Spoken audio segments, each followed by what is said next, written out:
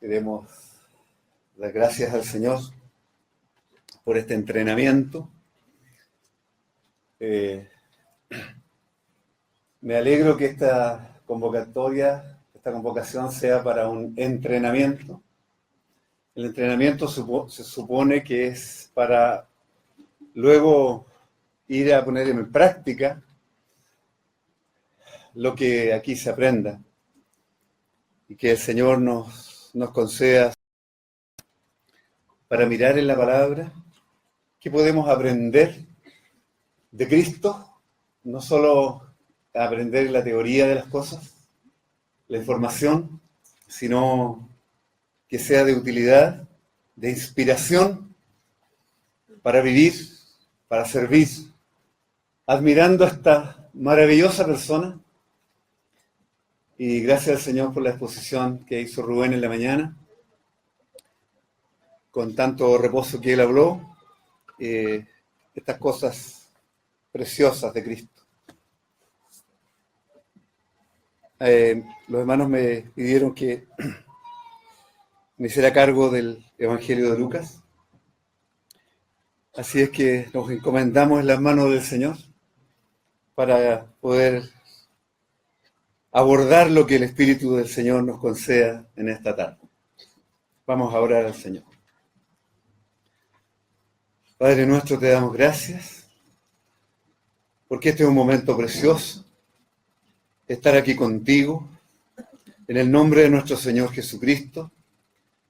Señor, aquí están tus jóvenes, que tú has convocado.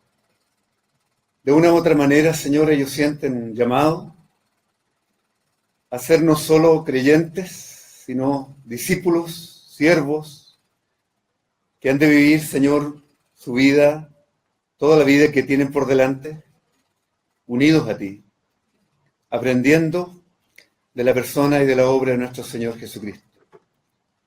Te rogamos, Señor, que venciendo todas las dificultades de esta experiencia, podamos contar con tu socorro, con tu ayuda, Padre, en el nombre del Señor Jesús.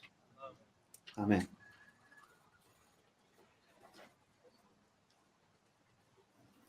El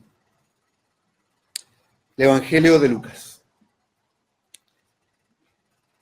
Ha sido de gran utilidad la introducción que hubo en la mañana.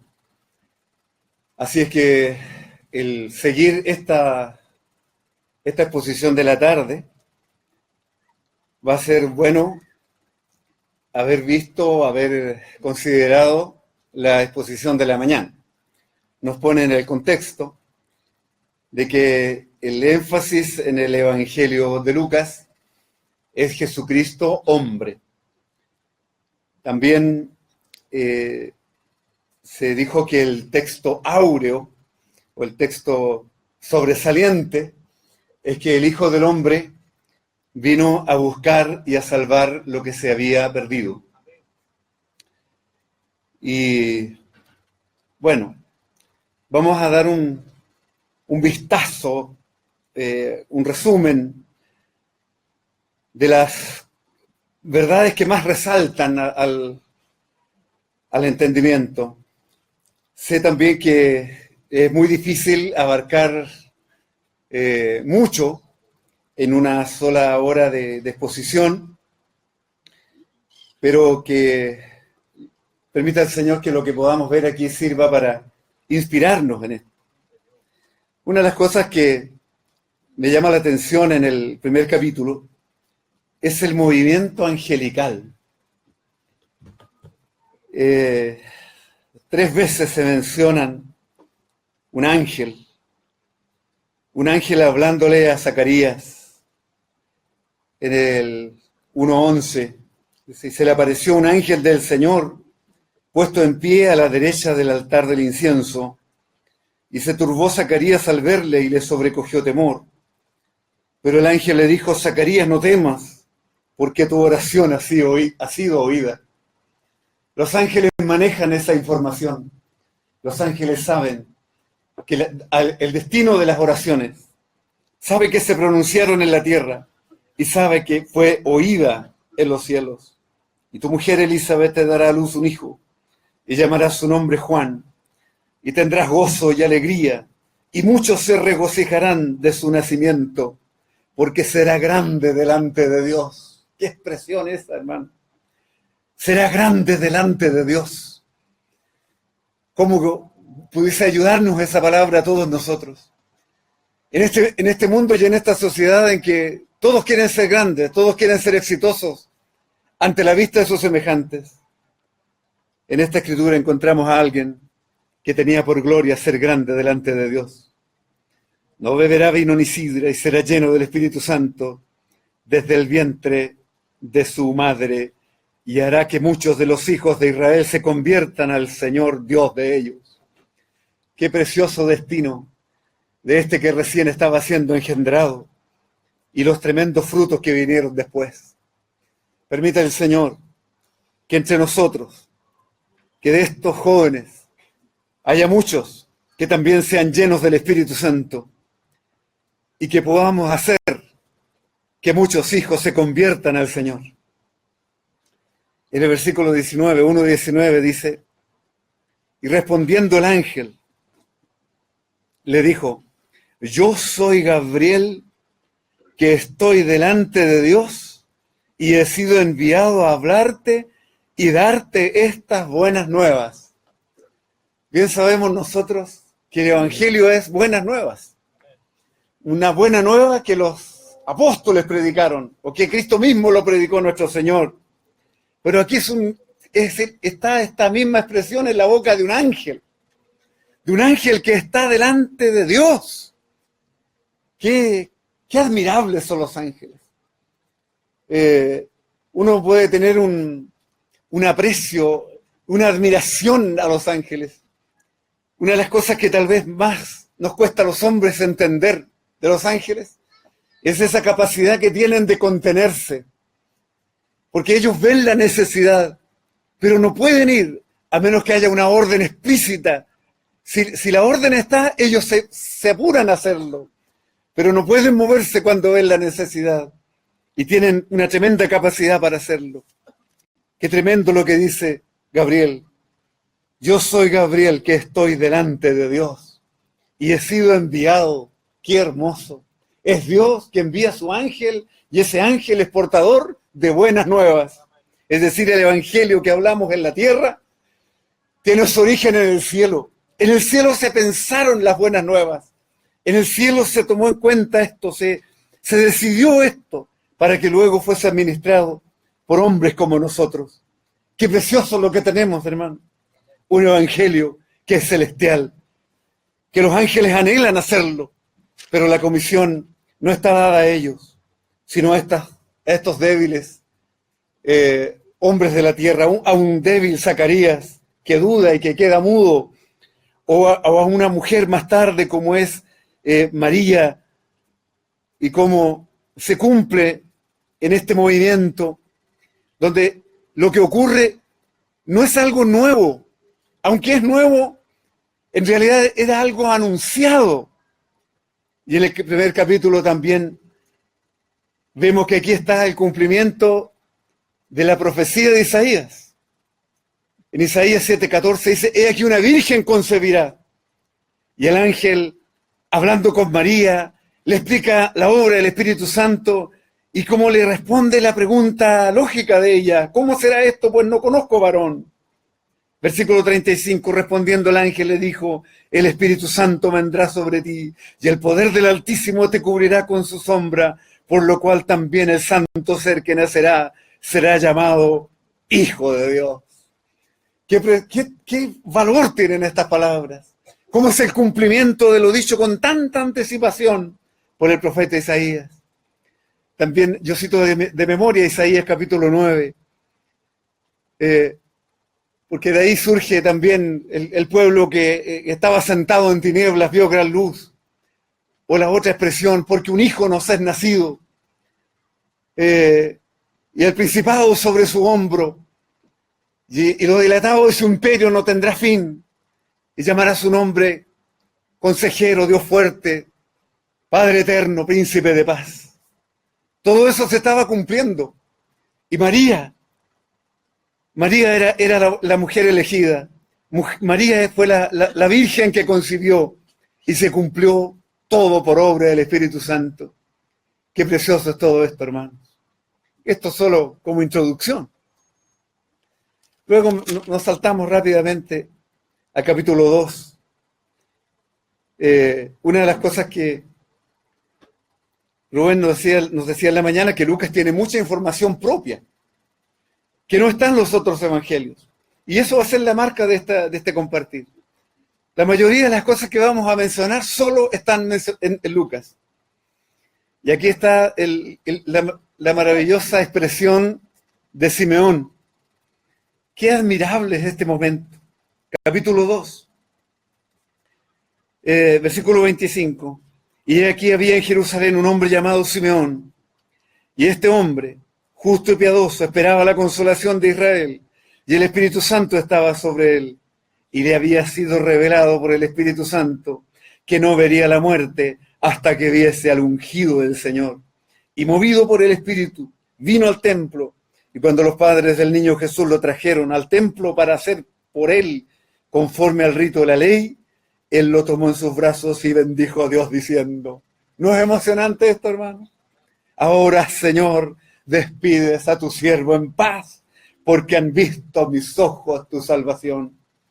No hace mucho, en el sur partió un hermano muy anciano, y en su despedida leímos esto: un hombre muy anciano, y estas palabras calzaban tan bien: Señor, ahora despides a tu siervo en paz conforme a tu palabra, porque han visto mis ojos tu salvación. Despedimos a este querido hermano en su vejez, un hombre que vio la salvación de Dios. Qué hermoso, qué privilegio tuvo Simeón, como para tenerlo muy en cuenta. Solo Lucas relata todo esto. Qué lindo.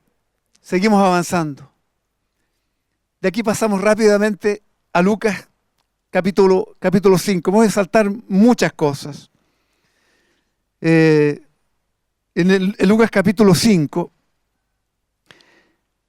dice aquí en mi Biblia la pesca milagrosa. Aquí es cuando Simón Pedro le dice al Señor, Lucas 5:5, dice: Maestro, toda la noche hemos trabajado y nada hemos pescado, mas en tu palabra echaré la red. Y habiéndolo hecho, encerraron gran cantidad de peces y su red se rompía. Versículo 8, viendo esto, Simón Pedro cayó de rodillas ante Jesús, diciendo: apártate de mí, Señor, porque soy hombre pecador. Este es el inicio de una tremenda, de la sensibilidad que tiene Lucas para registrar estos eventos. Esto mismo está relatado en otros evangelios, pero este detalle no está.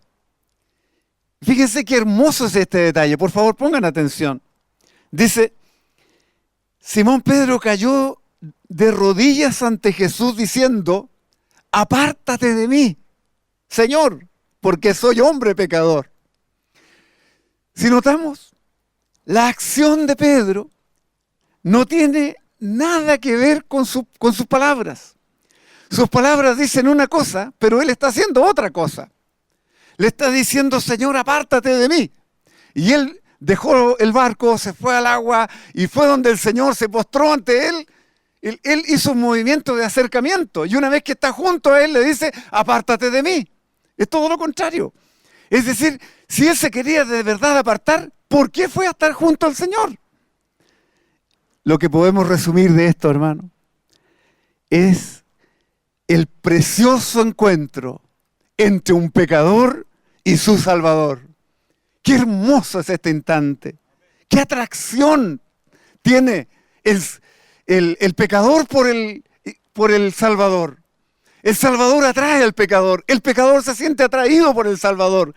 Qué precioso es todo esto. ¿Cuántas veces lo hemos visto, lo que llevamos años sirviendo? Qué precioso es cuando a alguien Cristo le es presentado y el entendimiento se abre, el corazón es quebrantado y el hombre se encuentra con el Señor. ¡Qué momento más hermoso! De ahí en adelante todo cambia. De ahí en adelante la luz aparece. ¡Qué cambio más grande en la vida! Que el Señor nos socorra, hermano. Y que a cada uno de ustedes, en la vida práctica, en la experiencia de la carrera cristiana, permita el Señor que hablando de Cristo, que hablando de este Salvador, proclamando este Salvador, ustedes puedan tener la misma experiencia de ser testigos de cuando un pecador se humilla a los pies de su Salvador, de su Señor. Vamos a saltarnos ahora al capítulo 5, versículo 15 y 16. Aquí dice: pero su fama se extendía más y más, y se reunía mucha gente para oírle y para que les sanase de sus enfermedades. Mas él se apartaba a lugares desiertos y oraba. Fijémonos en ese detalle. Su fama se extendía más y más, y se reunía mucha gente para oírle. Cualquier predicador de estos días estaría eufórico. Esto es todo lo que un hombre quiere, que su fama se extienda, que se reúna mucha gente, que mucha gente venga para oírle. Y además, por causa de su ministerio, mucha gente se sane de las enfermedades. Pero el Señor Jesús se apartaba de la fama, se apartaba de la multitud, de la gente, se apartaba de su éxito aparente y se apartaba a lugares desiertos, buscaba la soledad con Dios. Cuando estaba solo, allí oraba. Su alegría no estaba en las sanidades, su alegría no estaba en su propia fama, no estaba en el aplauso, no estaba en la multitud de gente que venía. Su alegría era estar a solas con el Señor. Aquí está el hombre Cristo. Aquí está Jesucristo, hombre, exitoso, pero débil. Porque solo un débil busca al Señor. Solo un débil busca el socorro en aquel que es poderoso. Aquí podemos ver la humanidad de Cristo buscando el socorro celestial. Me recuerdo una frase de Charles Spurgeon, uno de los predicadores más famosos de la historia. Él dijo una frase de este porte: prefiero enseñar a un hombre a orar que a 10 hombres enseñarles a predicar. Más importante que predicar es orar. Permita el Señor que aprendamos nosotros esto también de Cristo. Que este Cristo que ora sea también formado en nosotros. Aprendamos de este Cristo humano que aprende a depender del Señor. Porque cuando nosotros trabajamos, somos solo nosotros los que trabajamos. Pero cuando nosotros oramos, es Dios el que trabaja. Finalmente, podemos concluir que no habría más sanidades, no habría más gente escuchándole, a menos que él dependiese del Señor. Esto un siervo de Dios no tiene que olvidarlo nunca. Si Dios te usa, más hay que humillarse ante el Señor. Si Dios te utilizó, si te fue bien en una predicación, si te fue bien en un testimonio, si alguien se salvó o se sanó por tu oración, no es para que tú seas grande, es para que el Señor siga siendo grande. Y en esa pequeñez nuestra, seguimos orando para que Dios siga obrando. Seguimos sujetándonos del Señor para que Él sea el que haga la obra. Aquí, Él está en la tierra sin perder su conexión con el cielo. Este es el secreto de su poder y su sensibilidad. Veamos 7 versículos rápidamente, donde el Señor habla de la oración. Ya hablamos 5:16. Mas Él se apartaba a lugares desiertos y oraba. En el 6:12 dice: en aquellos días Él fue al monte a orar y pasó la noche orando a Dios. Qué admirable es esto. Pasó la noche orando. ¿En qué ocupamos las noches? ¿Qué es lo que nos ocupa? ¿Cuántas noches malgastadas? En el 9:18, aconteció que mientras Jesús oraba aparte, estaban con él los discípulos y les preguntó, ¿quién dice la gente que soy yo? Aquí se complementa con lo de Mateo. Mateo da otro tipo de contexto donde Jesús dice esta misma pregunta. Pero el Lucas dice que estaba orando. Aconteció que mientras oraba aparte, 9:18. Después en el 9:28, cuando se trata de la transfiguración, dice, aconteció como 8 días después de estas palabras, que tomó a Pedro, a Juan y a Jacobo y subió al monte a orar. Y ya sabemos cuál fue el resultado. Subió al monte a orar. Y estando en ese momento en oración con los suyos, vino el precioso evento de la transfiguración. No me quedo en la transfiguración ahora, lo tocará seguramente Rodrigo, pero me quedo con la oración. Y en el mismo capítulo 9, versículo 37, dice, al día siguiente, cuando descendieron del monte, es decir, estuvieron todo ese día, el resto del día, y al día siguiente regresaron. Qué tiempo precioso invertido en oración. En el capítulo 11, versículo 1, dice, aconteció que estaba Jesús orando en un lugar, y cuando terminó, uno de sus discípulos dijo, Señor, enséñanos a orar, como también Juan enseñó a sus discípulos. Quiero desafiarlos a que estudien estos versículos, todos los que tienen que ver con la oración. Después de eso está el 21:37, ahí está ya en el Getsemaní. 21:37, no, ahí dice, y enseñaba de día en el templo y de noche saliendo, estaba en el monte que se llama de los Olivos, y todo el pueblo venía a él por la mañana para oírle en el templo. Había mucho movimiento en el templo, mucha gente venía a escucharle, pero él se iba a la noche al monte de los Olivos. Ya sabemos, aquí no dice que iba a orar, pero sabemos que sí, él estaba allí para orar. Y 22:39 dice, y saliendo se fue, como solía, al monte de los Olivos, y sus discípulos también le siguieron. Cuando llegó a aquel lugar les dijo, orad que no entréis en tentación. Y él se apartó de ellos a distancia como de un tiro de piedra, y puesto de rodillas, oró. Hermano, si el Señor Jesús es nuestro modelo, si el Señor Jesús es nuestro maestro, aprendamos de todas estas cosas. Cuando Él enseña al Padre Nuestro, les enseña acerca de la insistencia de orar. Y cómo al final de ese capítulo, que está en el capítulo 11 de Lucas, termina pidiendo de que cómo Dios no oirá a los suyos que le piden el Espíritu Santo. ¿Qué padre que su hijo le pide un pan, le dará una piedra? ¿Cuánto más vuestro Padre Celestial dará el Espíritu Santo a los que se lo pidan? Eso debe ser parte de nuestra oración permanente. No pedir solamente que el Señor nos bendiga, que nos vaya bien en el colegio, en el trabajo o en la familia. Pedir que el Señor nos ilumine con su Espíritu. Pedir que el Señor nos presida con su Espíritu. Pedir que el Señor nos salve por medio del Espíritu Santo. Oh, hermano, como desafío para todos nosotros, estudiar la vida de oración y meditar sobre esos pasajes. ¿Qué significaba esa conversación? Eso puede ser en los 4 evangelios. Porque si hay algo que debemos aprender nosotros, creo que en eso estamos débiles, todos los que aquí estamos.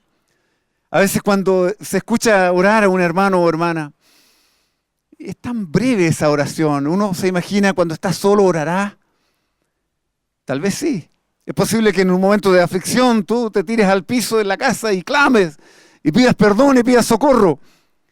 Pero más que cuando estamos afligidos, ¿no será posible tener una conducta permanente, un acercamiento permanente, una conexión con nuestro Padre Celestial? ¿Cómo buscar ese socorro que viene del cielo para que los frutos que hayan después en la tierra se cumplan? Como el Señor también dice en otro lugar, tu Padre que ve en lo secreto te recompensará en público. La vida secreta del Señor Jesús a los pies de su Padre es una de las mayores enseñanzas que aprendemos de Jesucristo, hombre. Bendito sea el Señor. Ayúdanos el Señor todo esto. Ahora vamos a ir a un pasaje también único en Lucas, que está en el capítulo 7.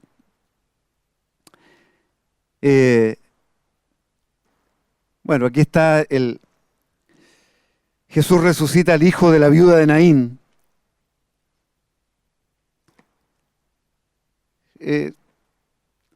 No quiero leer el pasaje completo porque para ir ahorrando tiempo. Pero dos columnas se juntan. Llevan a sepultar al hijo de una mujer viuda, al hijo único de una mujer viuda. En el contexto de la época, ya ser viuda era una desgracia. Su hijo podía significar el sustento de esta mujer, pero se muere su sustento, se muere su razón de vivir. ¿Quién puede valorar lo que es la pérdida de un hijo? Solo quien lo ha perdido. Pero en este caso no había otro hijo y además era viuda.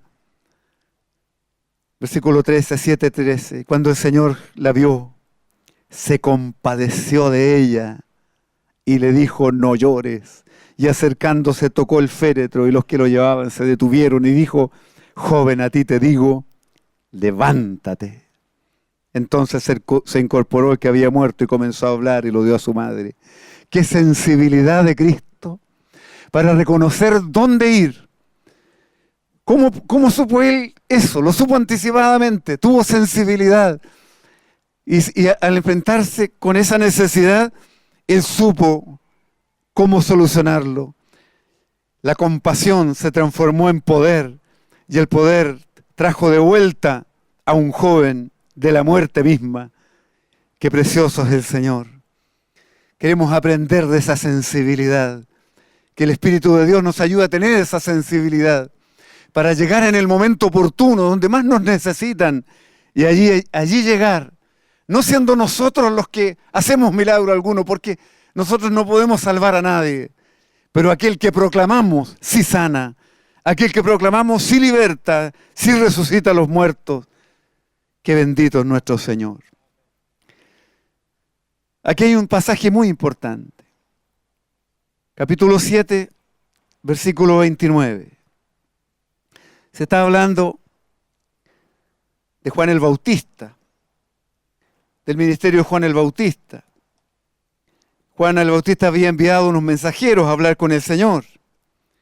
Es interesante la respuesta que el Señor da. Cuando le preguntan, le dicen: Señor, ¿eres tú el que había de venir o esperamos a otro? La respuesta lógica sería: sí, yo soy. No esperen a otro, soy yo, o yo soy. Pero el Señor no se refirió a sí mismo, sino a los frutos. Y versículo 22, id, haced saber a Juan lo que habéis visto y oído.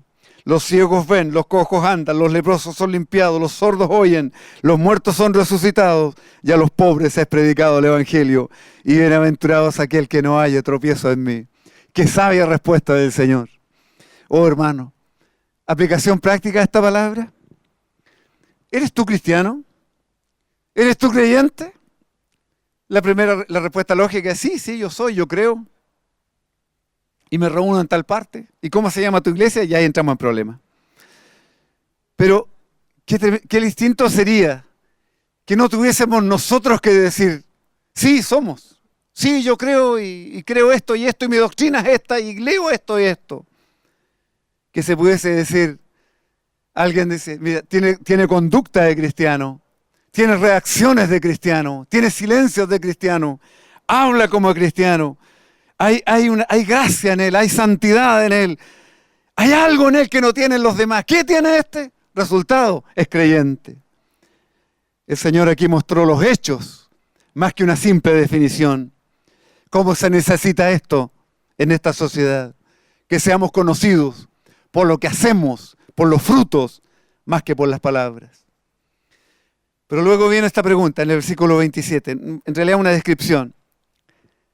Escuchemos atentamente esto. Aquí voy a detenerme, voy a relajarme un poco para que entendamos esto. Dice: y todo el pueblo y los publicanos, cuando lo oyeron, esto es a Juan el Bautista, justificaron a Dios. Miren la palabra extraña. cuando el pueblo, y todo el pueblo y los publicanos, cuando lo oyeron, justificaron a Dios bautizándose con el bautismo de Juan.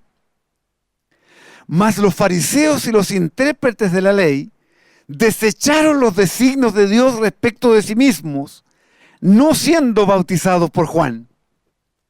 Esto necesita una explicación. Aquí hay dos tipos de personas frente a Dios: el pueblo y los publicanos. El otro grupo es los fariseos y los intérpretes de la ley. Y lo que se ve aquí, ¿cuál es la reacción que tuvo uno u otro grupo ante la predicación de Juan? ¿Y quiénes ganaron aquí? ¿Quiénes quedan bien delante de Dios? El pueblo y los publicanos. ¿Quién queda mal delante de Dios? Los fariseos y los intérpretes de la ley. ¿Por qué quedaron bien el pueblo y los publicanos? Porque ellos, cuando oyeron la predicación de Juan, justificaron a Dios y aceptaron, no desecharon, sino que aceptaron los designios de Dios respecto de sí mismos. Y dijeron: Dios tiene la razón. Es verdad que somos pecadores. Es verdad que hemos faltado. Es verdad que nos tenemos que reconciliar. Y si este bautismo significa reconciliación, yo me bautizo. Y si hay que prepararse para la venida del Señor, yo me preparo. Si hay que convertirse, me convierto. Justificaron a Dios. Dios tiene la razón. Dios tiene la razón. Pero estos otros, los fariseos y los intérpretes de la ley, desecharon los designios de Dios. Y ellos dijeron: no, nosotros tenemos a Abraham por padre. Y contradijeron a Juan. Y después contradijeron al Señor. Desecharon los designios de Dios respecto de sí mismo, no siendo bautizados por Juan. Nadie debería bautizarse en el nombre del Señor Jesús. Nadie debería bautizarse a menos de tener esto claro. Dios tiene la razón. ¿Por qué me bautizo? Porque todo lo que es de la antigua creación tiene que ir a la muerte, y el bautismo es muerte, para vivir una vida nueva. Todo lo que es del hombre, todo lo que es de mí mismo, lo bueno y lo malo mío, no solo lo malo, lo bueno también, tiene que ir a la muerte. Tenemos que tener esa capacidad de comprensión. Es decir, solo Cristo me basta, solo Cristo me salva, en Cristo tengo vida nueva. Entonces, ¿cómo marcamos un hito entre la vida antigua y la vida nueva? Ese es el bautismo. Pero hermanos, también tenemos que decir que en esto nos diferenciamos nosotros los creyentes del resto del mundo. Nosotros tenemos un problema menos. Nosotros hemos justificado a Dios. El mundo tiene un gran problema. Ellos desechan los designios de Dios. Nosotros tenemos ese asunto solucionado. Cuando Dios dijo que nosotros éramos pecadores, nosotros aceptamos el designio de Dios y recibimos a Cristo en el corazón y nos bautizamos y caminamos en pos de Cristo. Tenemos un problema solucionado. Quizás el más gran problema ya lo tenemos solucionado. No que quizás, ese es el problema. O esa es la solución. Pero bueno, aquí dice que el resto del mundo hoy, al igual que los fariseos y los intérpretes de la ley, tienen este gran problema. Que Dios está diciendo una cosa y ellos están rechazando los designios de Dios. Qué bueno es haber justificado a Dios, hermanos. ¿Estamos en paz con Dios? Voy a preguntar de nuevo. ¿Estamos en paz con Dios? Ya, por ahí están despertando algunos. Lucas 7:34. Aquí vamos a decir algo práctico para nosotros. Aquí habla Cristo mismo. Vino el Hijo del Hombre que come y bebe. Y decís: este es un hombre comilón y bebedor de vino, amigo de publicanos y pecadores. Mas la sabiduría es justificada por todos sus hijos. Fijémonos en esta expresión. Jesús, el Hijo del Hombre, amigo de publicanos y pecadores. ¿Qué expresión es esta? Jesús era rechazado por esto. Él está citando una crítica ácida en contra de su persona.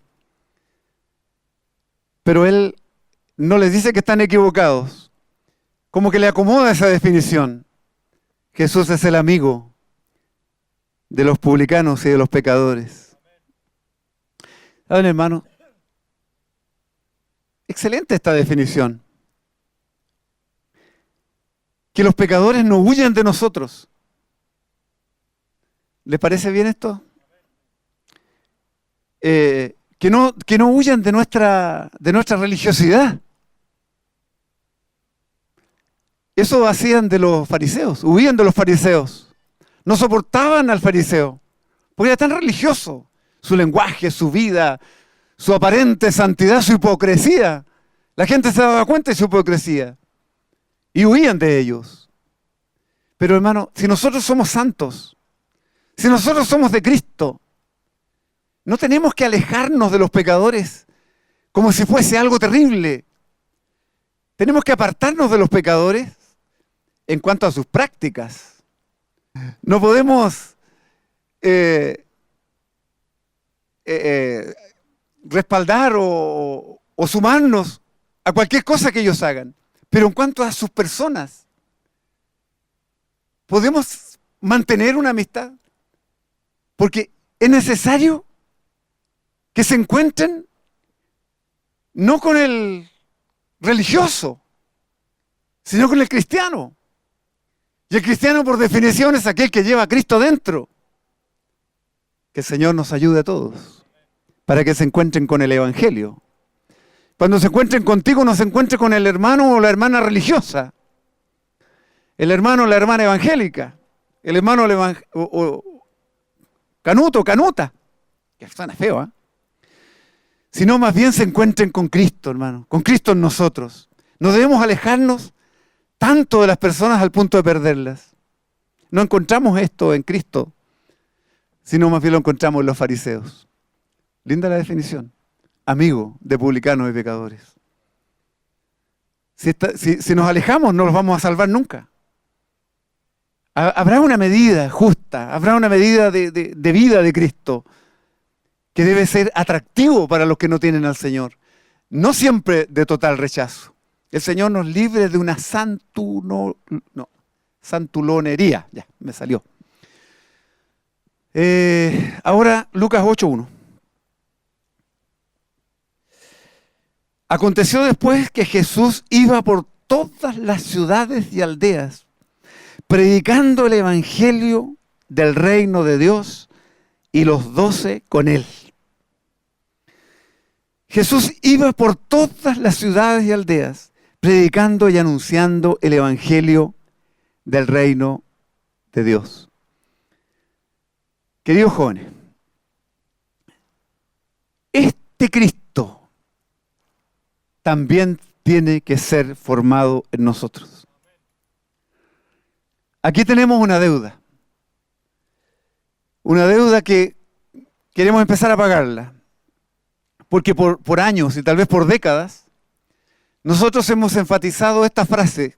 Cualquier hermano que se reúna con nosotros, una de las frases favoritas es: hijitos míos, por quienes vuelvo a sufrir dolores de parto hasta que Cristo sea formado en nosotros. Cristo es poderoso en nosotros, ya no vivo yo, Cristo vive en mí. Son versículos que los hemos repetido, los sabemos de memoria. Pero cuando pensamos en Cristo formado en nosotros estamos pensando siempre en santidad, en carácter, en la santidad del carácter. Que seamos amorosos como Cristo, que seamos santos como Cristo, que seamos puros como Cristo, que seamos, excelentes personas, que seamos personas buenas. Lo más parecido en el carácter de Cristo. Pero no olvidemos a este Cristo. Permite el Señor que estas palabras penetren en nosotros. Jesús iba por todas las ciudades y aldeas predicando y anunciando el evangelio. Cristo tiene que ser formado en nosotros no solo en su carácter santo, sino también en cuanto a un siervo que va, que va por ciudades y aldeas, buscando suplir la necesidad del hombre, como portador de un mensaje que salva, cumpliendo así. Eso hacía el Señor. Él vino para hacer la voluntad del Padre. De esta manera cumplía la voluntad del Padre, porque Él era portador de un mensaje que salvaba. Y el mensaje era el mismo. Tenemos que aprender de este Cristo. Porque estamos en este mundo y nos movemos en este mundo, nosotros, como portadores de un mensaje que debe ser proclamado en cada rincón. Queremos que esto quede para la práctica nuestra. ¿Cómo lo vamos a hacer nosotros? ¿Cómo este Cristo que está en nosotros no se queda quietecito, que los pecadores vengan a una reunión y en la reunión levanten la mano y se conviertan? El Cristo que está en nosotros nos va a mover y nosotros tendremos que dejarnos mover por este Cristo que no se quiere quedar tan quieto, sino salir a buscar y salvar lo que se había perdido. Este es el Cristo de Lucas. Poco amén, pero la palabra va a quedar. Confiamos en la palabra, en el trabajo que la palabra irá haciendo. Ahora vamos a entrar en otro tema. Lucas 8:28.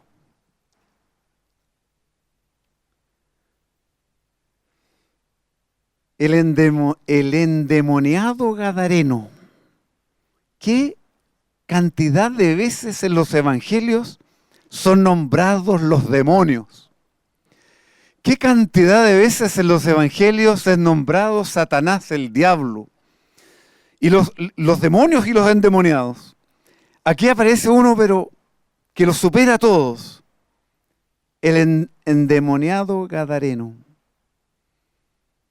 Versículo 27. 8:27. Al llegar él a tierra, vino a su encuentro un hombre de la ciudad, endemoniado desde hacía mucho tiempo, y no vestía ropa, ni moraba en casa, sino en los sepulcros. Este hombre asustaba a toda la gente. Al ver a Jesús, lanzó un gran grito y postrándose a sus pies, exclamó a gran voz: ¿qué tienes conmigo, Jesús, Hijo del Dios Altísimo? Te ruego que no me atormentes. Qué impresionante la información que nos entrega un demonio. Un espíritu que se mueve en las esferas espirituales, invisibles. Pero aquí entra en la vida de un hombre, lo esclaviza, lo domina. Pero este demonio tiene una información. Cristo Jesús, el Hijo del Altísimo, significa tormento para los demonios. He aquí, hermanos, la gran importancia de proclamar el nombre del Señor Jesús. Cada vez que nombramos al Señor Jesús, cada vez que cantamos al Señor Jesús, cada vez que proclamamos que Jesucristo es el Señor, que Él es el Cristo, el Hijo del Dios viviente, los demonios reciben tormento. Oh Señor, ya vamos a hablar algo más de esto. Vamos a saltarnos por el momento a Lucas 8:39. Vamos avanzando, sí, vamos avanzando. El Señor le dijo a este hombre después de haberlo liberado completamente. Pues el hombre le rogaba, quería seguir con él, quería seguirlo, estaba tan contento, porque finalmente había sido libre de los demonios. El Señor Jesús le dice: vuélvete a tu casa y cuenta cuán grandes cosas ha hecho Dios contigo.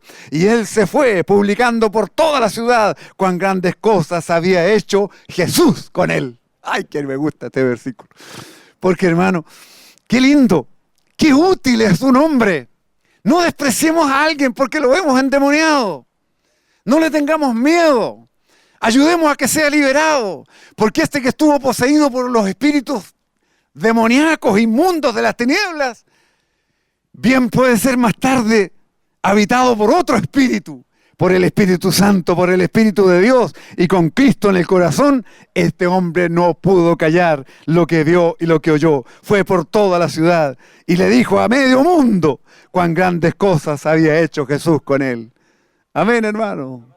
Con esa sensibilidad tenemos que ver a los hombres, aunque sea el peor de los endemoniados. Nunca un religioso, un fariseo habría ido a leerle, no sé, algún texto bíblico o a invitarlo a una asamblea a un endemoniado. Era la persona más despreciable. Pero Jesús fue a su encuentro. Y este pobre hombre, este miserable hombre que en una condición tan terrible, no solo se postró a sus pies, al poquito rato ya estaba libre y muy pronto predicando a Cristo mismo. Qué poderoso es el Evangelio, hermano. Ay, aquí tengo una lista larga, pero la leo rápidamente. Personas mencionadas. 20. Tiene que ser muy rápido el que apunte. No, mejor me salto esta parte porque son muchos, me voy a demorar mucho. ¿Cómo voy a nombrar? 20 casos en que Jesús, personas favorecidas por el Señor. El endemoniado de la sinagoga de Capernaum, la suegra de Pedro, el leproso que se postró con el rostro en tierra, el paralítico que bajaron del tejado, el hombre de la mano seca, el siervo del centurión, el hijo de la viuda de Naín, la mujer que ungió sus pies en casa de Simón el fariseo, el endemoniado gadareno, la mujer que tocó su manto, la hija de Jairo resucitada, el muchacho endemoniado, María sentada a los pies y Marta afanada, el mudo que habló tras ser liberado de un demonio, la mujer encorvada por 18 años, los 10 leprosos, el ciego en la entrada de Jericó, Zaqueo el publicano, el malhechor de la cruz, los 2 discípulos, camino a Maús. Leyendo el Evangelio, otro desafío, estudien cada persona que se encontró con Cristo. Unos recibieron milagros, otros recibieron liberación, otros recibieron palabras de consuelo, otros recibieron a sus hijos en resurrección. En cada escena hay una palabra de Cristo llena de vida y de poder. En cada escena hay una necesidad humana que de alguna manera te puede ayudar a ti, me puede ayudar a mí. Cuando enfrentemos esas necesidades, donde quiera que vayamos, y tan distinta una persona de otra, pero el Señor para todos tuvo una respuesta, para todos tuvo un milagro, para todos tuvo una palabra de consuelo. Qué precioso es el Evangelio, qué sensible es Cristo, qué maravilloso es el Señor. Avancemos porque la hora avanza. Lucas 9:1, aquí el Señor ya no solo predica a Él, sino envía a los apóstoles a predicar.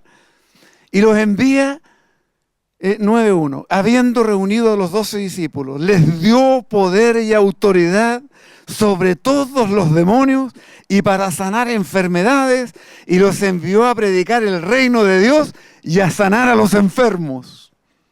¡Qué insistencia del Señor en que los enfermos fuesen sanados y en que los demonios fuesen expulsados! Yo me pregunto, ¿en estos días no hay gente endemoniada? ¿O en estos días basta con que la gente vaya a un hospital?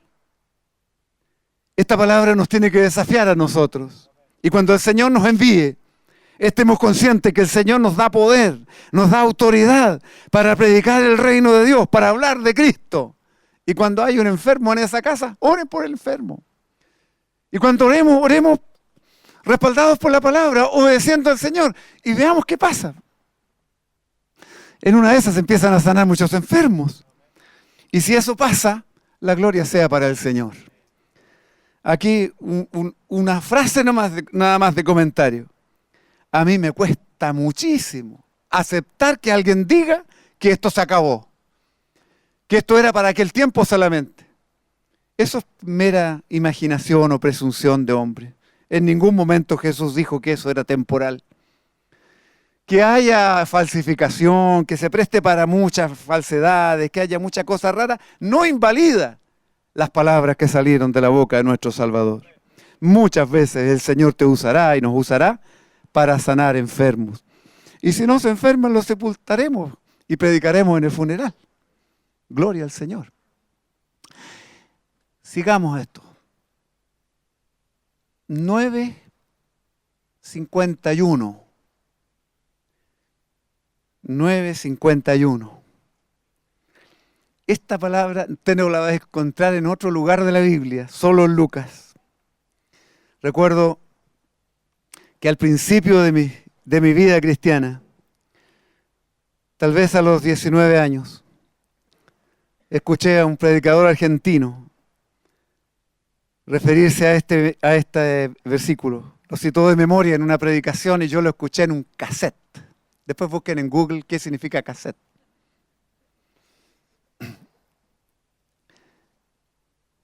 Cuando se cumplió el tiempo que él, Jesús, había de ser recibido arriba, afirmó su rostro para ir a Jerusalén. Jesús afirmó su rostro para ir a Jerusalén. ¿Sabes qué me traspasó esa palabra?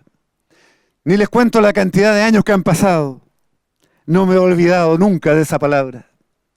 Se me metió en los huesos. El Señor afirmó su rostro para ir a Jerusalén. ¿Y por qué lo afirmó? Porque sabía lo que le esperaba. Sabía que Pedro lo iba a traicionar. Sabía que Judas lo iba a entregar. Sabía que Pedro lo iba a negar. Sabía que le iban a poner corona de espinas, que lo iban a azotar, que iba a ser crucificado, negado. Pero también sabía que luego de eso él sería recibido arriba. Y él afirmó su rostro para ir a Jerusalén. Esto nos habla de convicción profunda, de una resolución. No importa lo que venga por delante. Él tenía una misión, tenía un camino. Y sin importar lo que ocurriera, él iba a avanzar con resolución hasta el final.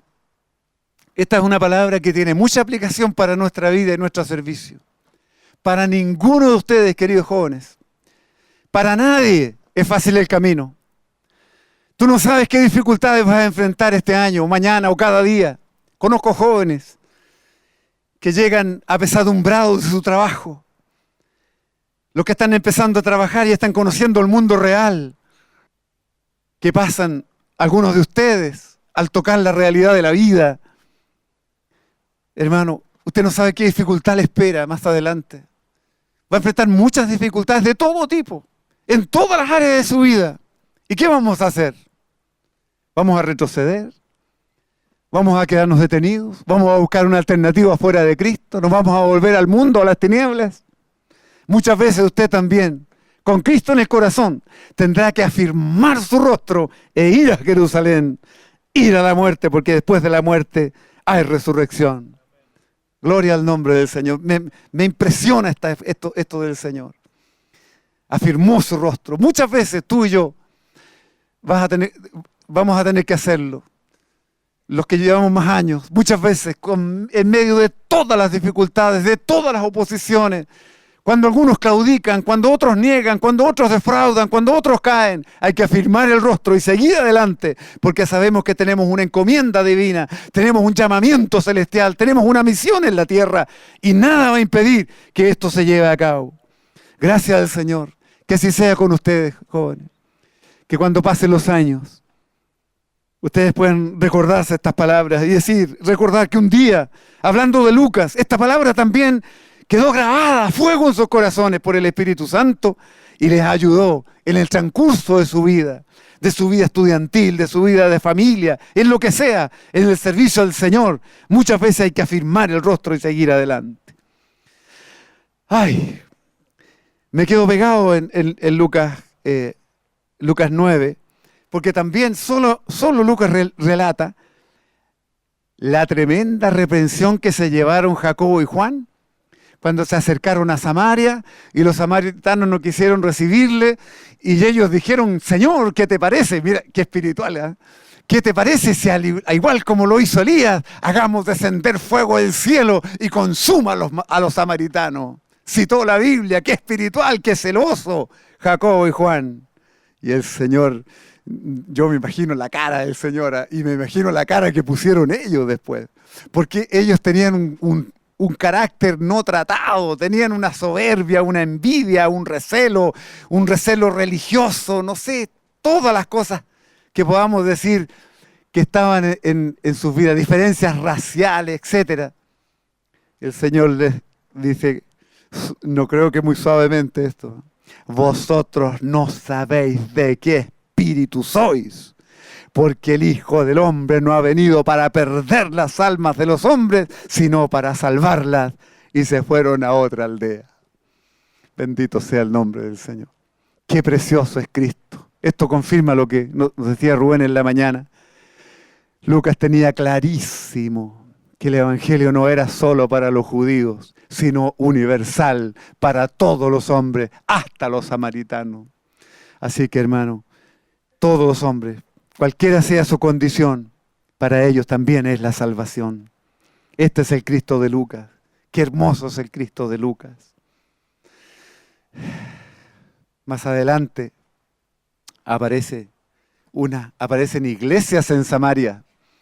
Gracias al Señor que no cayó fuego del cielo, hermano. Después llegó el Evangelio, fue Pedro, Juan y predicaron en toda la región. Muchos se convirtieron y hubo iglesias de samaritanos. Bendito sea el Señor Jesús. Aquí en Lucas capítulo 10. Lucas 10. Después de estas cosas designó el Señor también a otros 70. 70. A quienes envió de dos en dos delante de él a toda ciudad y lugar a donde él iba a ir. Hermano, está lleno de instrucciones, no las vamos a leer, pero les da instrucciones de lo que tienen que hacer, cómo hacerlo. ¿Qué efecto multiplicador? Anteriormente había enviado a 12.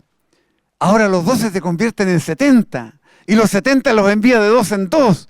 Es decir, 35 equipos de dos. Predicando simultáneamente.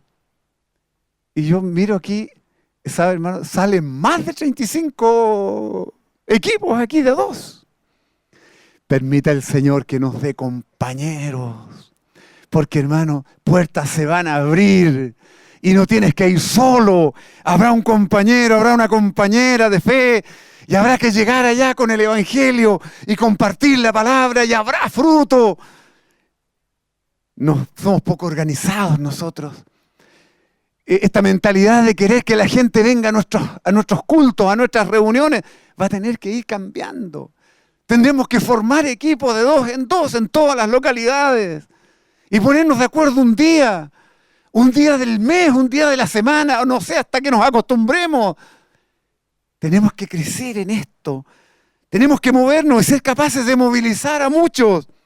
Estos dos tendrán que orar. Estos dos tendrán que aprenderse todas las charlas de estos entrenamientos y estas instrucciones del Señor y tendrán que ir. Y ir en el nombre del Señor. Me quedo con una sola palabra de aliento que el Señor le da a estos equipos. Versículo 16. Lucas 10, 16. El que a vosotros recibe, a mí me oye. Perdón, el que a vosotros oye, a mí me oye. Y el que vosotros desecha, a mí me desecha. Y el que me desecha a mí, desecha al que me envió. Oh, hermanos, si estas palabras nos traspasaran a nosotros. El Señor nos envía. Vamos en nombre del Señor. Quien nos escucha, escucha al Señor. Qué lindo eso, hermano. Como que nosotros desaparecemos, pasamos a un segundo plano, hablamos y la gente escuchó a Dios, y escuchó a Cristo, y al escuchar a Cristo, escucha a Dios. Pero si esto es maravilloso, miren lo que sigue. Qué lindo Lucas, hermano, Lucas, precioso, y algunos ni la Biblia abren.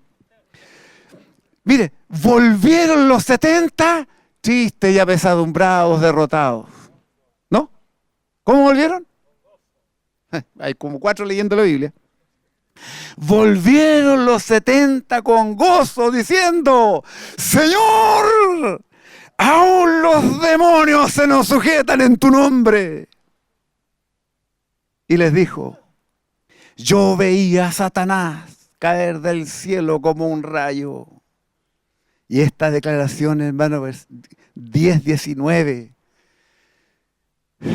Oh, que me gustaría que la dijeran de memoria y que se llenaran de esto. ¿Cómo lo hago, Señor? ¿Cómo lo hacemos, Señor? Que Cristo nos hable. He aquí os doy potestad de hollar serpientes y escorpiones y sobre toda la fuerza del enemigo y nada os dañará. ¿Cuántos pueden decirlo de memoria o leyendo ahí? Digámoslo. He aquí os doy potestad de hollar serpientes y escorpiones y sobre toda fuerza del enemigo y nada os dañará. Qué tremendo, hermano. Recuerdo años atrás. No sé si Roberto estaba presente en esa reunión. A alguien se le ocurrió, en esa sala donde estábamos reunidos, escribió este versículo. Y qué memorable reunión de oración tuvimos. Usamos esa escritura del Señor que nos inspiró para orar, para atar al diablo, para atar los demonios, para orar a favor de la iglesia, a favor de la obra del Señor. Y aquí, hermano, tenemos que entender algo muy importante. Aquí, si alguien está distraído, por favor, póngase muy atento. ¿Qué está enseñando el Señor detrás de todo esto? Él los envió a predicar. Y cuando los envía a predicar, los envía a sanar enfermos. Los envía a libertar a los endemoniados. Y cuando vuelven, estos hombres vienen hablando de los demonios. Y el Señor les confirma y dice que les da poder sobre las serpientes y escorpiones, sobre toda fuerza del enemigo. Es decir, el Señor le confiere autoridad a sus discípulos sobre los espíritus inmundos, sobre los demonios. Hablemos muy cara a cara, frente a frente. ¿Usted cree, hermano, que los argumentos que los incrédulos tienen hoy son solo por inteligencia? ¿Son solo porque han estudiado y bueno, han estudiado el ateísmo y lo han incorporado y entonces niegan la fe?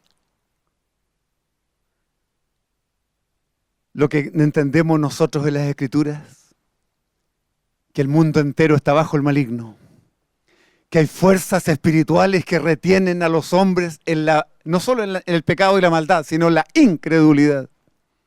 Seguramente los demonios más poderosos no son los que mantienen a los hombres cautivos de vicios, pecados o desviaciones, sino más bien con una mente fuerte, con argumentos diabólicos en su mente. Hay un poder espiritual detrás de cada persona. Pero nosotros no debemos temerles. Podrá ser muy fuerte el argumento y podrá ser muy poderoso el espíritu que los posee. Pero más poderoso es el que está en nosotros, porque ya los venció. Los creyentes de estos tiempos tenemos que llenarnos de esa convicción profunda. Y el Señor a sus discípulos los mandó equipados y con autoridad, con potestad. Porque aquella persona que no quiere oír el Evangelio, tenemos que orar para reprender al enemigo. Y tenemos que juntarnos como iglesia, porque el Señor oye a la iglesia, para atar a los demonios que impiden que la gente crea. Porque esto está escrito. Pablo lo dice claramente: el Dios de este siglo cegó el entendimiento de los incrédulos para que no les resplandezca la luz del Evangelio de la gloria de Dios en Cristo Jesús. Pero aquí hay autoridad sobre ellos. Pablo también decía a los efesios que no tenemos lucha contra carne y sangre, sino contra huestes espirituales de maldad en las regiones celestes. La carrera cristiana también es una batalla espiritual. Así que, hermano, nunca olvidemos esto. Detrás de cada hombre, detrás de cada mente incrédula, hay un poder espiritual. Pero no nos olvidemos de estos versículos de Lucas.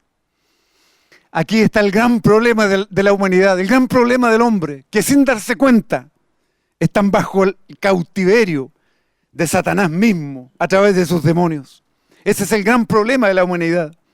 Pero con el Evangelio de Lucas, con esta provisión que viene del Señor, con esta autoridad que el Señor le da a los suyos, nosotros tenemos la gran solución de Dios. Para el gran problema del hombre aparece la gran solución de Dios. Esta es la grandeza del Evangelio y esta es la grandeza de nuestro servicio. Qué precioso es Lucas, hermano. A lo que estábamos cantando recién. Lucas 10:21. En aquella misma hora Jesús se regocijó en espíritu y dijo: yo te alabo, oh Padre, Señor del cielo y la tierra, porque escondiste estas cosas de sabios y entendidos y las has revelado a los niños. Sí, Padre, porque así te agradó. Todas las cosas me fueron entregadas por mi Padre, y nadie conoce quién es el Hijo sino el Padre, ni quién el Padre sino el Hijo, y aquel a quien el Hijo lo quiera revelar. Y volviéndose a sus discípulos les dijo aparte: bienaventurados los ojos que ven lo que vosotros veis. Esta palabra es para ustedes, para nosotros. Porque os digo que muchos profetas y reyes desearon ver lo que vosotros veis y no lo vieron, y oír lo que vosotros oís y no lo oyeron. Somos bienaventurados hermano, tenemos la capacidad de ver. Y el que nos hace ver es Dios mismo, porque es el Señor quien se nos revela. Qué preciosa es su palabra, qué precioso es el Evangelio. Lucas 13:5. Os digo antes, si no os arrepentís, todos pereceréis igualmente. Esta es una historia que no está muy bien explicada aquí, porque en el capítulo 13 de Lucas dice, en este mismo tiempo estaban allí algunos que le contaban acerca de los galileos cuya sangre Pilato había mezclado con los sacrificios de ellos. Es una información medio extraña. Había pasado algo raro, unos galileos habían muerto, Pilato había habido una mortandad de gentes ahí y le comentaron esto al Señor. Y Jesús respondiendo les dijo, ¿pensáis que estos galileos, porque padecieron tales cosas, eran más pecadores que todos los galileos? Os digo, no. Antes, si no os arrepentís, todos pereceréis igualmente. Y vuelve a decir, o aquellos 18 sobre los cuales cayó la torre en Siloé y los mató. Otra información de algo que había ocurrido en las noticias en esos días. Cayó una torre y murió, 18 personas murieron porque cayó una torre. ¿Pensáis, dice el Señor, que ellos eran más culpables que todos los hombres que habitan en Jerusalén? Esto es lo que la gente dice. Ah, esto pasó en esta ciudad porque hay mucha maldad en esta ciudad. O esto pasó en ese otro lugar porque allá es muy pecadora la gente. ¿Estamos pensando que esa gente es más pecadora que nosotros? ¿Y qué pasa en países donde nunca hay un tsunami, nunca hay un terremoto? ¿Acaso hay gente buena? ¿Que estas desgracias que pasan? Ah, es que hay tanta idolatría allá, hermano, hay tanto hechicería allá. Entonces, por esa maldad Dios le mandó un castigo. Ah, y los de las ciudades, no sé, de otros países donde jamás ocurre una desgracia, ¿acaso esa gente es más buena? Os digo no. Antes, si no os arrepentís, todos pereceréis igualmente. Un siervo del Señor dijo un día que le había tocado ir a predicar en un ambiente donde había mucha gente como de alta sociedad, gente muy educada, gente muy respetuosa, gente, no sé, muy especial. Y él les predicó de este versículo. Si no os arrepentís, todos pereceréis. Los trató de pecadores, los trató de infieles, los trató de la necesidad de arrepentirse. Y una dama muy refinada le dijo, predicador, disculpe, pero esta predica suya debería ser predicada en la cárcel, donde están los asesinos, los secuestradores, los violadores. Ellos deberían recibir esta predicación. Y con mucha sabiduría, este siervo del Señor le dijo, no, le dijo, se equivoca. Cuando voy a la cárcel, allá les digo que de tal manera amó Dios al mundo, que envió a su Hijo para salvación, y que Cristo Jesús es amigo de publicanos y de pecadores. Aquí tenemos que decir algo muy serio. Creo que de alguna manera nosotros estamos contaminados con algún tipo de predicación que nos viene de otros contextos, donde pareciera que la predicación está destinada al que está sufriendo. Si tú estás sufriendo, ven a Cristo que Él te ayudará. Si tú has perdido un ser querido, Él te consolará. Que si tú estás endeudado, el Señor te bendecirá. Y si tú estás triste, el Señor te consolará. O sea, el Evangelio es para los tristes, es para los fracasados, es para esto. Pero me pregunto, ¿y qué de los exitosos? ¿Qué de los sanos? ¿Qué es de los que les va bien? ¿Qué es de la gente que no tiene ningún problema? ¿Qué es de la gente que sale de vacaciones al lugar que quiera en el mundo? ¿Que tiene los mejores autos? ¿Ellos no necesitan a Cristo?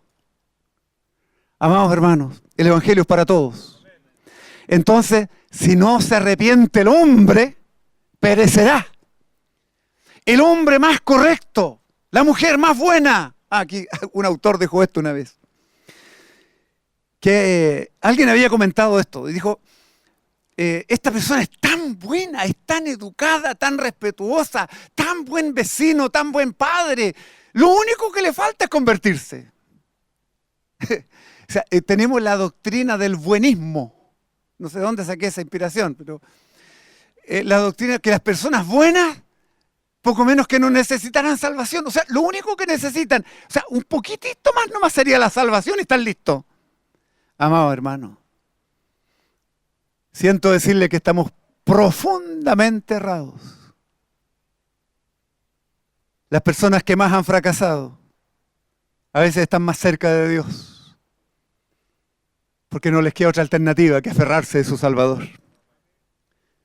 Pero ¿qué de las personas? Este es el mayor pecado del hombre, que ha dejado de lado a su Creador.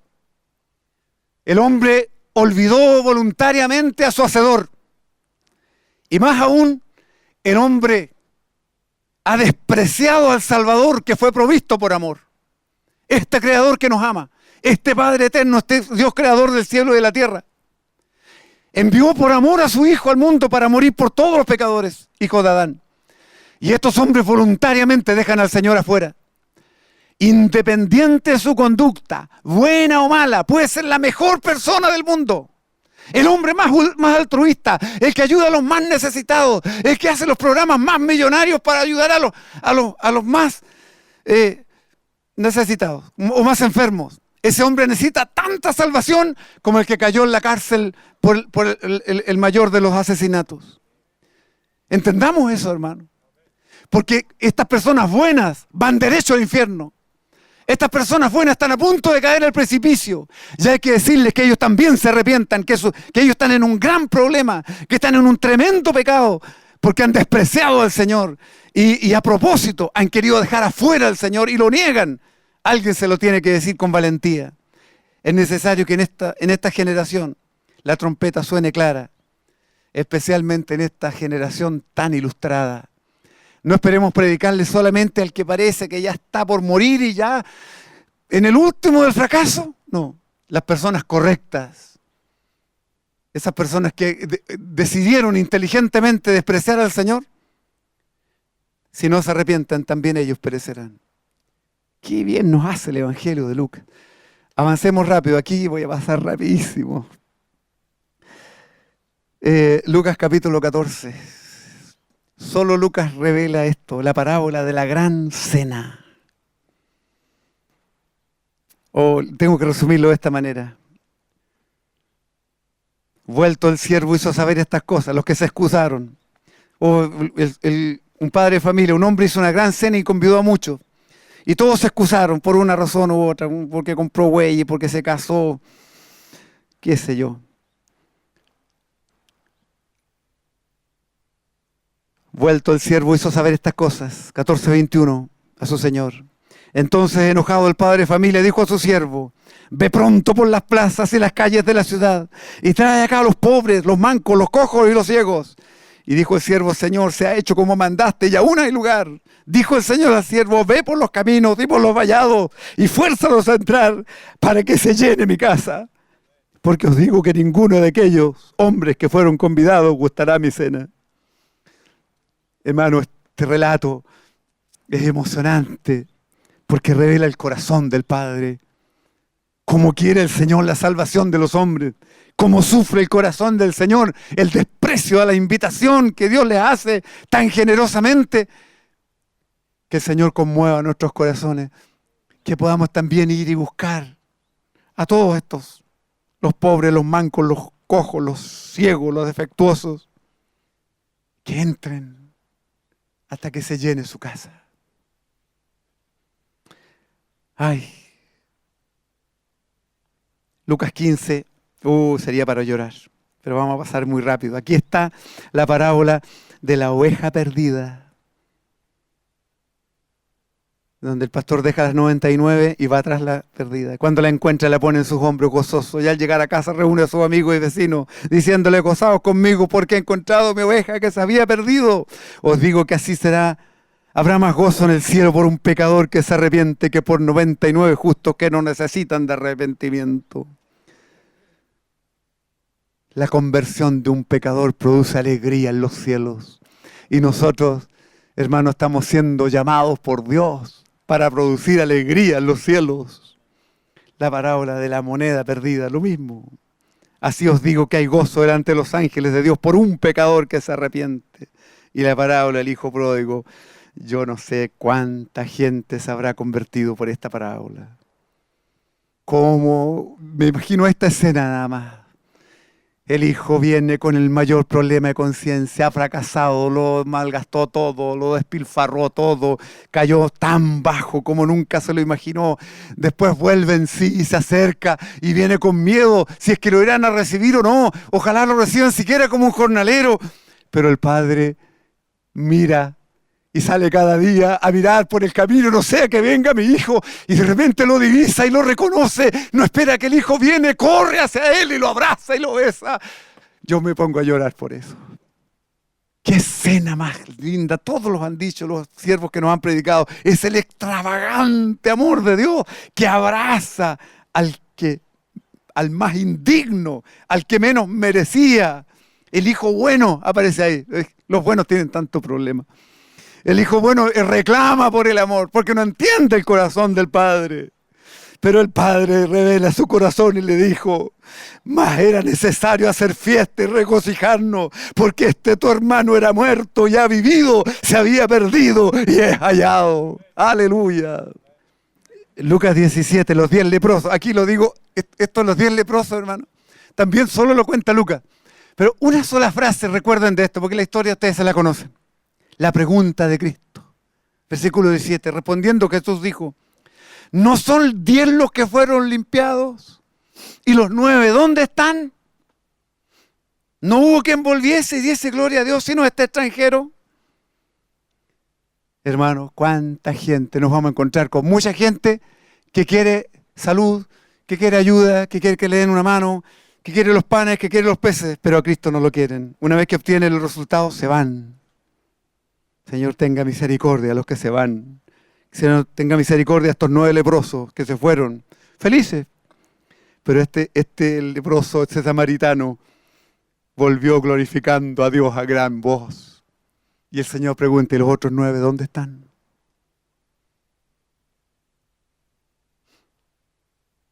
Se fueron. Yo te sigo, Jesús. Yo te adoro. No vuelvo atrás. Tú nunca tienes que estar en la lista de los que vuelven atrás, sino los que seguimos a Jesús. Lucas 18. Solo Lucas relata la parábola de la viuda y el juez injusto. Y esta es la gran pregunta. ¿Acaso Dios no hará justicia a sus escogidos que claman a Él día y noche? Lucas 19, vamos rápidamente a Zaqueo, ya se mencionó algo de él. La importancia de esta historia de Zaqueo, que usted la puede leer de nuevo en la casa. Yo no quiero ser latero, solo quiero que usted encuentre el sabor de esta predicación, o sea, de esta escena que está aquí de Zaqueo. La importancia de Jesús llegando a la casa de Zaqueo es que es el evangelio en acción. Esto es lo que tiene que ocurrir. Esto debería ser lo normal. Aquí hay un tremendo contraste con Jesús en la sinagoga de Nazaret. Allí el Señor le dieron el libro, Él leyó Isaías 61, dijo: hoy se ha cumplido ante vosotros esta palabra. Pero ahí estaba Jesús en la sinagoga. Era real que se había cumplido la palabra, pero no había ninguna acción todavía. No había nadie consolado, el evangelio no estaba siendo predicado, no había fruto, solo una predicación. Y el Señor no esperó el tiempo para que algún día Zaqueo viniera a la sinagoga a escuchar una prédica. Parece que es el único método que nosotros estamos utilizando. Que las personas vengan a una reunión nuestra y escuchen una buena predicación y la reciban y se conviertan. Pero Jesús fue por aldeas y ciudades, recorrió los caminos y entró en Jericó, dejó toda la multitud y fue al sicómoro que vio Rubén. Y ahí estaba Zaqueo.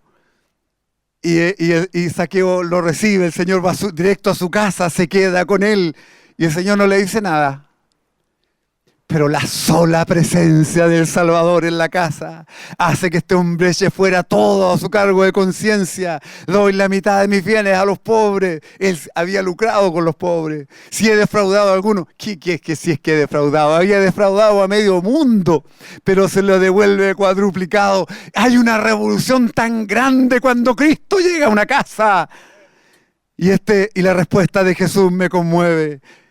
Hoy ha venido la salvación a esta casa. Aleluya, hermano. Qué precioso es cuando llega la salvación y cuando tú eres el instrumento y el Señor responde con salvación. Qué bendita palabra es la salvación. Oh, hermano, permita el Señor que nos ayude a todos. Yo le pido ayuda al Señor, que me socorra para llegar a esa casa, para tener sensibilidad y saber que en esa casa está la necesidad. Puede haber 100 incrédulos, puede haber 1000, pero el 101 o el 1001, esa casa se abrirá y en esa casa te recibirán y en esa casa recibirán a Cristo. Llegará la salvación a esa casa y todo se ordena. Las tinieblas se acaban, el robo se acaba, la mentira se acaba. Cómo cambió la vida de Zaqueo en aquel día por la sola presencia del Salvador.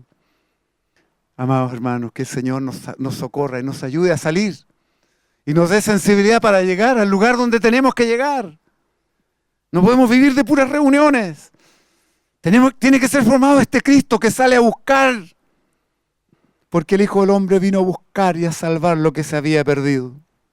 Versículo 10. Lucas 19:10. Nunca olvidaremos este versículo, porque el Hijo del Hombre vino a buscar y los salió a buscar.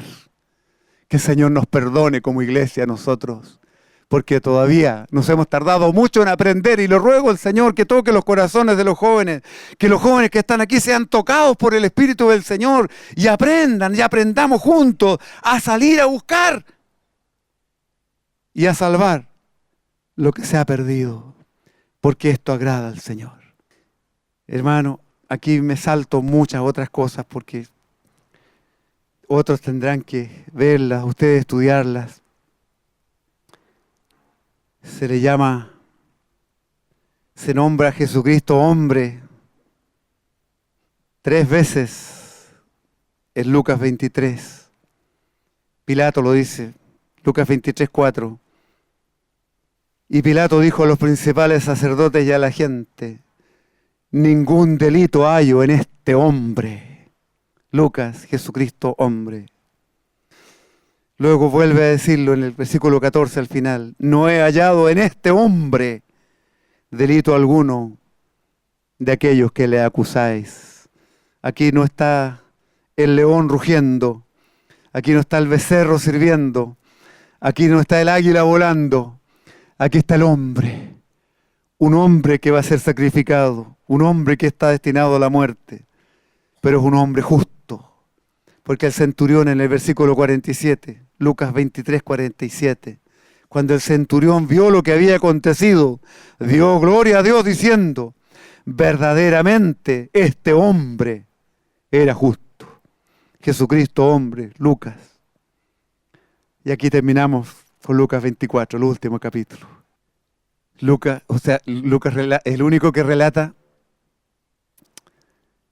Lucas es el único que relata la historia del camino a Emaús, donde 2 discípulos de Cristo caminan tristes por el camino.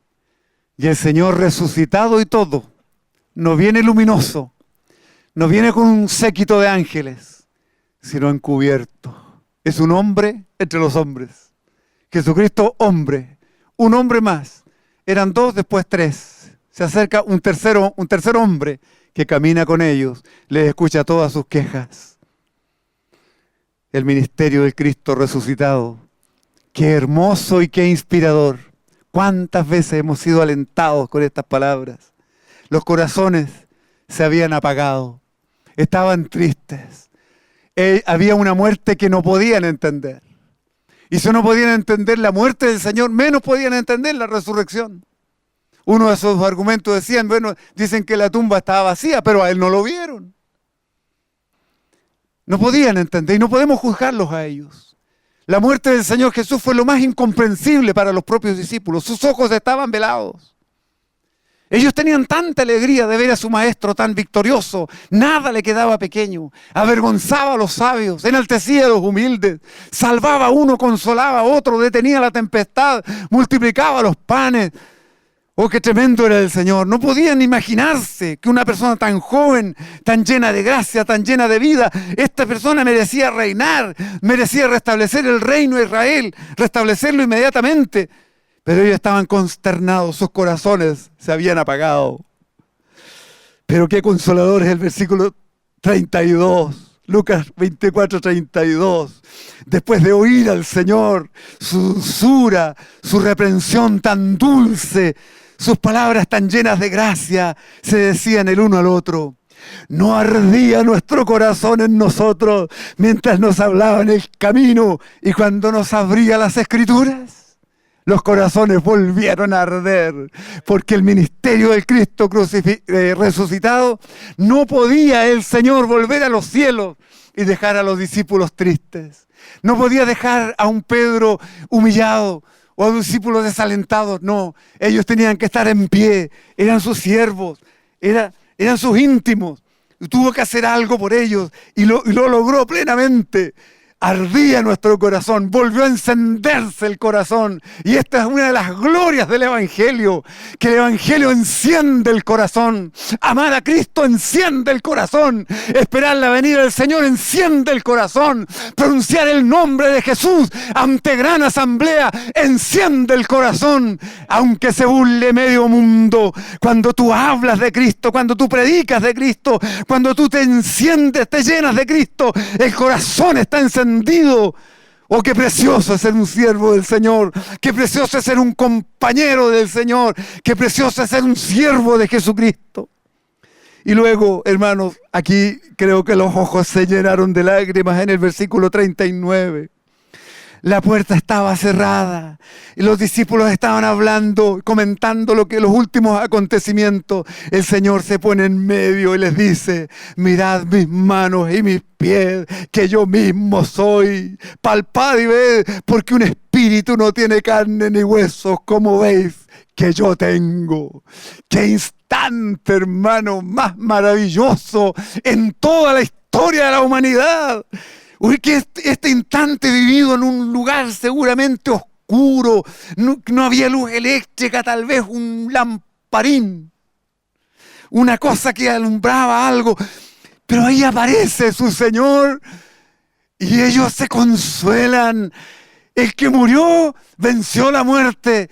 El que murió resucitó y está aquí con nosotros. Y les muestra las credenciales. Las credenciales son sus manos traspasadas, su costado herido, sus pies traspasados, horadados. Son las credenciales del testigo fiel y verdadero. Con estas credenciales se presenta ahora por nosotros delante de Dios. ¡Qué bendito eres, Señor Jesús! ¡Cómo te adoraremos por toda la eternidad por estas cosas! Oh, hermano, qué precioso es Lucas. Qué precioso es estudiar Lucas. Me faltó decir algo. Me salté el anuncio de la resurrección. Es igualmente maravilloso. Lucas 24. ¿Se acuerdan que en el capítulo 1 aparecieron los ángeles? Qué alegría de los ángeles traer buena nueva a los hombres que habitaban en tinieblas. Las buenas nuevas que salieron de la misma presencia del trono de Dios tuvieron su inicio en Lucas capítulo 1.